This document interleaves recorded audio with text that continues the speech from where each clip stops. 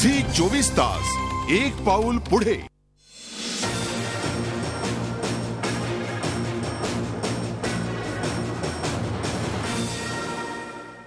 Theme पार्कचा घोडा आणणार काय आपण चर्चा करतोय. अत्यंत महत्वाचा मुद्दा याआधी महापौरांनी मांडला, तो म्हणजे कोणत्याही प्रकारचं राजकारण न करता, कोणत्याही प्रकारच्या न्यूनगंडांना पछाडलं न जाता सर्वांनी एकत्र येऊन थीम पार्क उभं करायला मदत केली पाहिजे, असा त्यांनी मुद्दा मांडला. मला प्रश्न विचारायचा आहे अतुल भातखळकर यांना. शिवसेनेनी ही भूमिका मांडली, काँग्रेसनी त्याला एक प्रकारे आश्वासन दिलेलं नाही अशी भूमिका, तर एनसीपीने याला पूर्णपणे विरोध केलाय. मनसे अजून तटस्थ आहे, त्यांनी अजून त्यांची कार्ड्स बाहेर काढलेली नाही आहेत. भारतीय जनता पक्षाचा याला पूर्णपणे पाठिंबा आहे असं गोपीनाथरावांनी पहिल्या दिवशी सांगितलं, आजही तुम्ही आमच्या चॅनलच्या माध्यमातून सांगितलं. मग अशा प्रकारची सर्व सहमती आणण्याकरता म्हणून तुम्ही या सर्व राजकीय पक्षांना एकत्र आणून त्यांची सहमती किंवा तोडगा का बरं काढू शकत नाही? आणि त्याहीपेक्षा सुद्धा गल्लीपासून दिल्लीपर्यंत ज्या राजकारण्यांचा दबदबा आणि ज्यांचा या रेस्कोशी संबंध आहे त्यांना सुद्धा यात सामील का बरं करून घेऊ शकत नाही? मुळामध्ये सहमती करण्याकरता तर उद्धवजी मुख्यमंत्र्यांना भेटले ना, त्याच्यामुळे यात सहमती करायची नाही अशातला काही मुद्दा नाही. म्हणून महापौर वारंवार हे सांगतायत की यात कुठल्याही प्रकारचं राजकारण आणू नकात. आणि त्यांनी तर एवढी मोठी भूमिका घेतली की बाळासाहेब ठाकरेंचं नाव याला दिलं पाहिजे असाही आत्ता चर्चेचा मुद्दा नाही. मूळ मुद्दा मुंबईकरांना एक आंतरराष्ट्रीय दर्जाचं थीम पार्क उभं त्या ठिकाणी करून देणं, आणि ते केवळ मुंबई नाही तर महाराष्ट्राच्या जनतेकरता ते एका अर्थाने उपयोगी ठरणार आहे, हा त्यातला मूळ मुद्दा आहे. त्यामुळे काँग्रेस पक्षाची मी म्हटल्यामुळे अडचण अशी झालेली आहे की इतकी चांगली कल्पना मांडल्यानंतर त्यांना विरोध करणंही जमत नाहीये, आणि हो म्हटलं तर त्याचं राजकीय श्रेय त्यांना अशी भीती वाटते की ती भाजप शिवसेनेला जाईल, त्यामुळे त्यांना होही म्हणवत नाहीये. त्यामुळे धरलं तर चावतं, सोडलं तर पळतं, अशी त्यांची अवस्था आहे. म्हणून मी पुन्हा एकदा त्यांना विनंती करतो की अजित पवारांचं ठीक आहे, ते काही त्यांची एक कल्चरच वेगळी आहे, त्यामुळे त्यांनी विरोध केला यात मला काही आश्चर्य वाटत नाहीये. कारण पण तुम्हाला काँग्रेसकडनं अपेक्षा आहे की अजूनही काँग्रेसला हे पटेल आणि काँग्रेस कराची तुमच्या या सगळ्या थीम पार्क. राज्याच्या मुख्यमंत्र्यांचा दावा असा असतो की ते फार सुसंस्कृत आणि प्रामाणिक आहेत असा त्यांचा दावा असतो. मला असं वाटतं की त्यांनी आदर्शच्या प्रकरणात सीबीआयने चौकशी करू नये असं ॲफिडेव्हिट केलं, त्यांच्या प्रतिमेला एक धक्का पोचला. आता थीम पार्कची चांगली कल्पना मांडलेली आहे आणि रेसकोर्स सारख्या धनदांडग्यांचा खेळ हटवून त्या ठिकाणी सर्वसामान्य जनतेच्या उपयोगाकरता एक पार्क उभं करावं.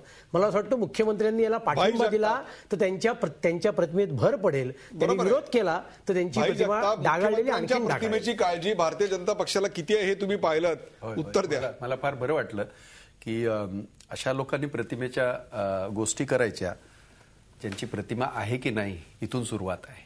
आणि निदान राज्याच्या मुख्यमंत्री आदरणीय पृथ्वीराज चव्हाणांच्या प्रतिमेची चिंता भाजपनं करावी असं काही इतकं तरी मला काय वाटत नाही. स्वतः मुख्यमंत्र्यांनी जो प्रश्न आपण मांडला तो स्वतः मुख्यमंत्र्यांनी सांगितलं की सर्वांना विश्वासात घेऊन सर्वांबरोबर चर्चा करून याच्या बाबतीमध्ये निर्णय घेतला जाईल. आश्वासन नाही दिलं हे खरं आहे, परंतु सर्वांबरोबर चर्चा करणार. मी आज आमच्या पक्षप्रमुख माणिकराव ठाकरेंकडे सुद्धा बोललो, ते म्हणाले बरोबर आहे, सगळ्यांबरोबर बोलणं आवश्यक आहे, असं होणार नाही. उद्या समजा उद्धवजीने ते थीम पार्कचं हे केलं, महापौरांनी त्याचं प्रेझेंटेशन केलं, हे सर्वांपर्यंत जाऊ द्या, सगळ्यांची काय मतं आहेत ते आजमावू असं ते म्हणाले. ते असं नाही म्हणाले नाही हे सगळं काही सर्वपक्षीय बैठक बोलवा ना त्यांना म्हणा. आता मुख्यमंत्र्यांनी असं सांगायला पाहिजे होतं की मी सर्वपक्षीय बैठक बोलवतो, तुम्ही ते असं म्हणता मी आश्वासनच दिलं नाही. साहेब तुम्ही सर्वपक्षीय बैठक बोलवा. काँग्रेस एक प्रकारे याच्यावर लपंडावाचा खेळ खेळते असं मी म्हणणार नाही, परंतु काँग्रेसनी स्पष्टपणे याला समर्थनही केलेलं नाही, किंवा करणार नाही अशा प्रकारचीही स्पष्ट भूमिका घेतलेली नाही. मला तुम्ही सांगा, हे सगळं असताना आता या क्षणाला तुम्ही हे प्रोजेक्ट पुढे जाईल याबद्दल किती आशादायक आहात? असं आहे की एक कल्पना हीच एक शहराच्या हिताच्या दृष्टीने शिवसेनेचा पक्षप्रमुख आणि महापौर म्हणून आम्ही मांडली. 99 वर्षानंतर आज लीज संपते आणि त्यानंतर ही संधी आपल्याला उपलब्ध होते. पुन्हा ही संधी उपलब्ध होणार नाही आणि म्हणून हे करणं गरजेचं आहे. याच्यामध्ये कोणताही न्यूनगंड राजकारण न आणता सगळ्याच पक्षांनी याला मदत करावं अशा प्रकारची भूमिका देखील आम्ही घेतली आणि ती मनापासून आहे. आणि त्यामुळे मला असं वाटतं की शहराच्या हिताच्या दृष्टीने आंतरराष्ट्रीय उद्यान झालं तर शहरातल्या नागरिकांना याचा फायदा होईल. दुसरी गोष्ट, हा रोजगार बंद करावा असं आमचं बिलकुल म्हणणं नाही. तो स्थलांतरित तो करा. स्थलांतरित करावा, तो आणखी चांगल्या पद्धतीने करावा, त्यात आणखी चांगल्या पद्धतीने रोजगार उपलब्ध होईल. आंतरराष्ट्रीय उद्यान जिकडे होईल तिथे देखील रोजगार उपलब्ध होणार आहे. आणि त्यामुळे मला असं वाटतं की शहराच्या हिताच्या दृष्टीने, पर्यावरणाच्या दृष्टीने आणि शहराची ओळख म्हणून जर एक चांगलं उद्यान इकडे विकसित होत असेल आणि रोजगार बंद न होता तो दुसरीकडे आपण स्थलांतरित करत असू तर अतिशय चांगली अशा प्रकारची भूमिका आहे. माननीय मुख्यमंत्र्यांनी हे सांगितलं की मी माझ्या सर्व सहकाऱ्यांशी चर्चा करतो आणि आम्ही त्यांना असंही म्हटलं की मुंबईकर जनतेचा देखील कौल घ्या, मुंबईतील तज्ज्ञ व्यक्ती आहेत त्यांच्याशी देखील ते बोलणार आहेत आणि त्यानंतर अंतिम निर्णय घेणार आहेत. हा मला कार्यक्रम विश्वास आहे. पाहणाऱ्या प्रेक्षकांचा कौल आहे. नंतर आपण आज म्हणाल कार्यक्रमाची वेळ संपत आली, शेवटी जायचं. भाई बोला. फक्त महापौरांना कारण संधी मिळाली, महापौर समोर आहेत, मी एक प्रवक्ता असून नागरिक आहे. माझी फक्त विनंती एवढी राहणार आहे महापौरांना, थीम पार्क बद्दल जितकी आत्मीयता आपण दाखवताय ते दाखवली पाहिजे. तेवढीच आत्मीयता या मुंबईकरांच्या जे बेसिक प्रश्न आहे, मूलभूत समस्या आहेत, मूलभूत त्यांच्याविषयी. समस्या आपण हा आहेत, मुद्दा त्याच्याबद्दल बोललेलो आपण आहोत. दाखवा. बाई, आपण हा आणि मुद्दा पहिल्या त्यासाठी segmentमध्ये बोललेलो आहोत. नाही आपण बोललो म्हणजे त्याच्या बाबतीमध्ये पण तेवढीच दाखवा आणि ते प्रश्न सुद्धा तितक्याच नाही, याच्याने भाई, मुंबई महापालिकेतून निवडून गेलेले विधान परिषदेतले आमदार आहेत आणि त्यामुळे महानगरपालिका महापालिकेचाच आमदार आहे. माझं म्हणणं एम मर्डेल सांगा, मेट्रो लवकर पूर्ण करा. मुंबई महापालिकेतून गेलेले भाई जगताप आमदार आहेत. भाई, आपण मुंबईच्या समस्यांवर वेगळं चर्चासत्र घेऊ आणि ते कदाचित 1 तासाचं असून चालणार नाही, ते 2-3 तासाचं करावं लागेल. मला फक्त एवढंच सांगायचं आहे की मुंबई महापालिकेत निवडून गेलेले भाई जगताप आमदार आहेत नगरसेवकांच्या मतांवरती आणि त्यामुळे महापालिका जी जी कामं करते, ज्याचे उद्घाटनाचे आणि शुभारंभाचे प्रत्येक निमंत्रण हे भाईंना आम्ही पाठवतो. त्यामुळे महापालिका नेमकं काय करते या कार्यक्रमाचा शेवट करताना येत नाही, परंतु भाई आपली वेळ संपत आली. या कार्यक्रमाचा शेवट करताना जातोय संदीप प्रधान यांच्याकडे. संदीप, आपल्याकडे वेळ अत्यंत कमी आहे.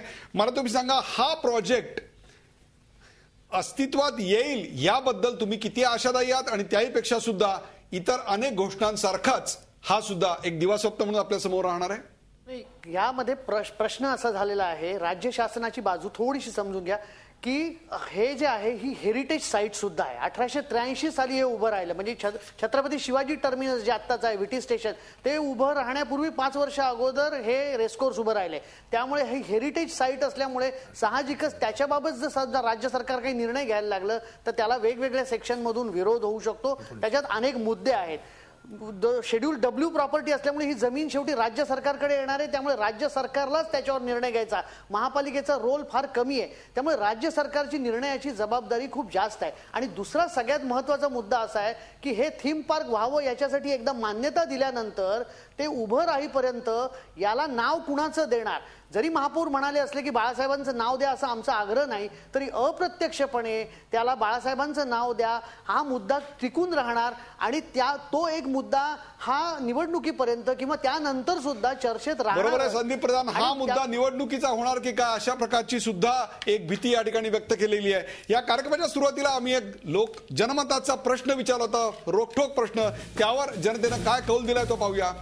रेसकोर्सच्या जागेवर थीम पार्क व्हावं का? 75% लोक म्हणतायत होय, तर नाही असं म्हणतायत 25% लोक. या कार्यक्रमामध्ये सहभागी झाल्याबद्दल मुंबईचे महापौर सुनील प्रभू, काँग्रेसचे प्रवक्ते भाई जगताप, अतुल भातखळकर आणि संदीप प्रधान यांचे आभार. इतर अनेक घोषणांसारखी ही घोषणा सुद्धा फसवी असू नये आणि यातून मुंबईच्या मूलभूत सेवा सुविधांकडे दुर्लक्ष पोहोचू नये.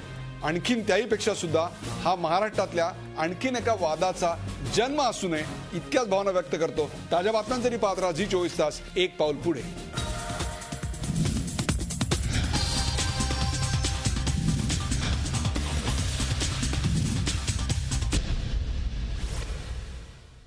झी24 तास, एक पाऊल पुढे.